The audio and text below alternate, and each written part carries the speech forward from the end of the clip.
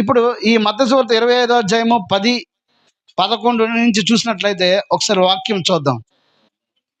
ప్రతి ఒక్కరు ఇక్కడ ఉన్నారు కదా, దయచేసి బైబిల్ చూడడానికి మీరు ప్రయత్నం చేయండి. అనేకులు అభ్యంతరపడి ఒకరినొకడు అప్పగించి ఒకరినొకడు ద్వేషింతురు.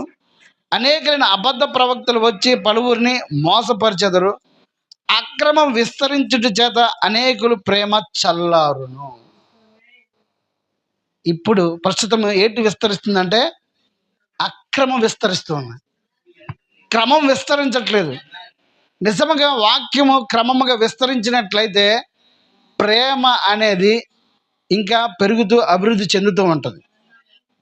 ఈరోజు సమాజంలో కానీ మన మధ్య కానీ ఏం జరుగుతుందంటే అక్రమము అది విస్తరిస్తుంది కాబట్టి మన మధ్యలో ప్రేమ అనేది తగ్గిపోతుందని బైబిల్ చెప్తూ ఉంది. ఏమేన్ చూడండి, ఇప్పుడు కొన్ని విషయాలు మనము వర్తమానం నుంచి చూద్దాం. ఒకవేళ నీ జీవితంలో ఎప్పుడైనా స్వస్థత ఆరాధనకు వచ్చినట్లయితే నీకు సాధ్యమైనంత వరకు సంపూర్ణంగా నీవు